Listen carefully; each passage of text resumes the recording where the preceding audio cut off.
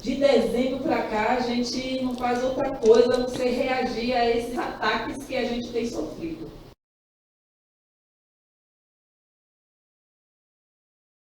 O Ministério da Pesca, como em outros momentos a gente já trouxe, é um dos ministérios que mais se muda ministro, né? E toda vez que muda decretos e normativas para poder então dizer como é que vai ser feitas as carteiras, o RGP, e aí mais um decreto, e que esse decreto, na verdade, tem nos agoniado mais, porque aí mexe com a cultura da gente.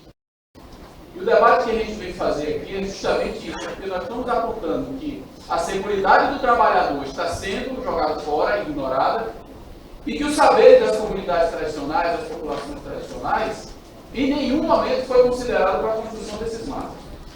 Cabe ressaltar que, historicamente, todos os marcos legislativos no que diz respeito ao direito dos pescadores e pescadoras artesanais foram feitos de forma a ignorar a participação da gente. Que o Brasil é signatário dessa convenção internacional. Eu estou dizendo isso porque sistematicamente essa convenção ela vem sendo ignorada pelas medidas legislativas e administrativas que vêm impactando o conjunto dos povos e comunidades tradicionais do Brasil, sobretudo os pescadores e as pescadoras artesanais. A gente pensa a partir de questões coletivas e completas e que permeiam diversos espaços, e a gente levantou alguns aspectos críticos que está fundamentado esses instrumentos.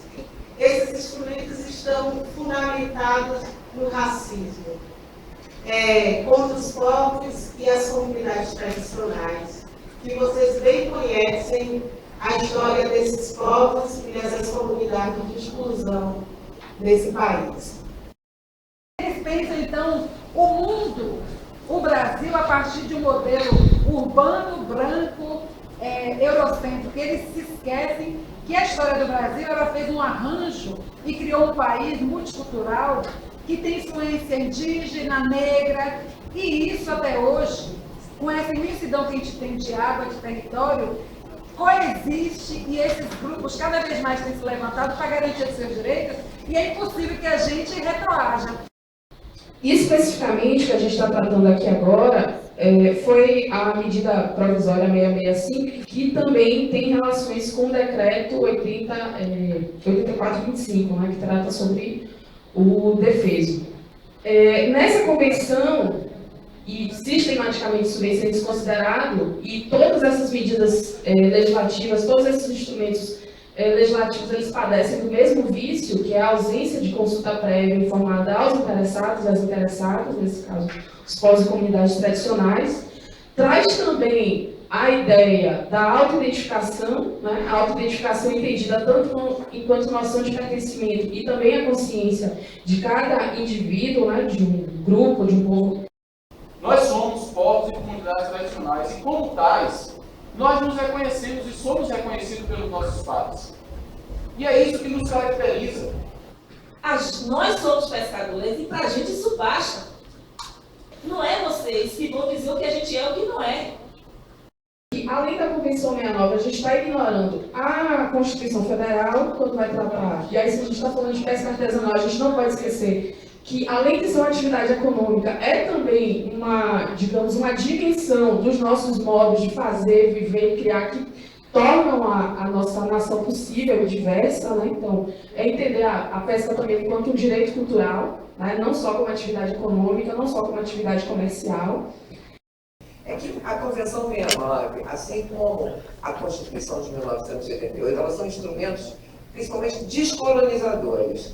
Então, ela devolve aos sujeitos que estavam excluídos de direitos o poder e o protagonismo de dizer o que são esses direitos e como eles se revelam em cada caso. Aí, assim, demonstra, infelizmente, um desconhecimento completo, né, pelo Ministério da Pesca e outros ministérios, do que é a pesca artesanal. O decreto 8425 ignora o exercício da atividade pesqueira enquanto uma atividade que tem um conjunto de outras atividades complementares e que não necessariamente né? Uma que se caracteriza a outra, todos são pescadores e pescadoras artesanais. Eu não existo numa comunidade tradicional pesqueira enquanto jangadeiro se não tiver o mestre que construa a jangada. Se não tiver a mulher que faz o beneficiamento, que limpa o meu pescado para a gente poder comercializar. Cria uma outra categoria, e essa categoria, eles deixam nós, que estávamos na condição de pescadora, para apoiadora, né, da pesca. Então, assim, pense o que é mexer isso na vida da gente. Então, assim, a gente, nossa atividade, ela é feita em regime de economia familiar. A atividade pesqueira, ela não existe sem a atividade da mulher pescadora. A gente também levantou de que esses instrumentos estão fundamentados no machismo e no patriarcado. O Defeso, ele é uma política ambiental de proteção à espécie, mas também de garantia das condições de alimentação e de seguridade das pessoas que lidam com esses recursos.